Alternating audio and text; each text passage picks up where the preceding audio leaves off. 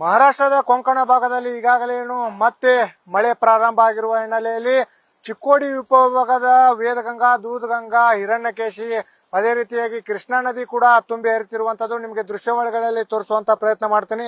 ಈಗಾಗಲೇ ಬೆಳಗಾವಿ ಜಿಲ್ಲೆಯ ಚಿಕ್ಕೋಡಿ ತಾಲೂಕಿನ ಯಡೂರು ಗ್ರಾಮದಲ್ಲಿ ಸದ್ಯ ನಾವಿರುವಂತದ್ದು ಕಲ್ಲೋಳ ಯಡೂರು ಬ್ರಿಡ್ಜ್ ಸಂಪೂರ್ಣವಾಗಿ ಈಗಾಗಲೇ ಮುಚ್ಚಿರುವಂತಹದ್ದು.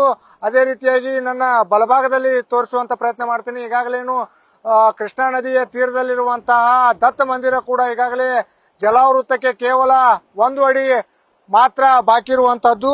ಈಗಾಗಲೇ ಚಿಕ್ಕೋಡಿ ಉಪವಿಭಾಗದ ಒಟ್ಟು 5 ಸೇತುವೆಗಳು ಈಗಾಗಲೇ ಅಪಾಯ ಮಟ್ಟ ಮೀರಿ ಹರಿತಿರುವಂತದ್ದು. 5 ಸೇತುವೆಗಳು ಈಗಾಗಲೇ ಜಲಾವೃತವಾಗಿರುವಂತದ್ದು. ವೇದಗಂಗಾ ನದಿಗೆ ಅಡ್ಡಲಾಗಿ ಕಟ್ಟಿರುವಂತಹ ಬಾರವಾಡ, ಕಣ್ಣೂರು, ಬೋಜವಾಡಿ, ಗಜ್ಗರವಾಡಿ ಸೇತುವೆಗಳು ಜಲಾವೃತವಾಗಿರುವಂತದ್ದು.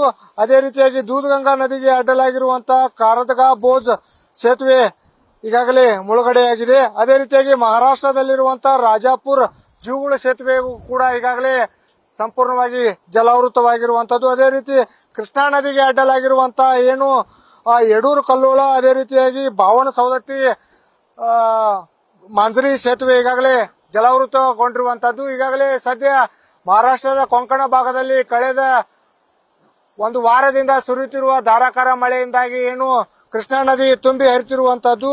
ಅದೇ ರೀತಿಯಾಗಿ ಮಹಾರಾಷ್ಟ್ರದ ಕೊಂಕಣ ಭಾಗದಲ್ಲಿ ಮಹಾಬಲೇಶ್ವರ ಆಗಿರಬಹುದು, ನವಜ ಆಗಿರಬಹುದು, ಕೊಯ್ನಾ ಜಲಾಶಯ ಭಾಗದಲ್ಲಿ ಈಗಾಗಲೇ 100 mm ಕಿಂತ ಹೆಚ್ಚು ಮಳೆ ಆಗಿರುವ ಪರಿಣಾಮವಾಗಿ ಈಗಾಗಲೇ ಕೃಷ್ಣಾ ನದಿ ತುಂಬಿ ಹರಿತಿರುವಂತದ್ದು.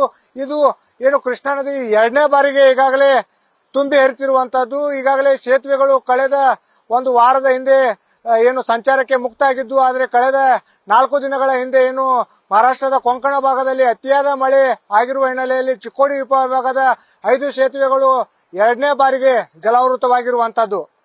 ಕ್ಯಾಮರಾ ಪರ್ಸನ್ ಸುನಿಲ್ ಜೊತೆ ಸಂಜಯ್ ಕೌಲಗಿ, ನ್ಯೂಸ್ ಫಸ್ಟ್, ಚಿಕ್ಕೋಡಿ.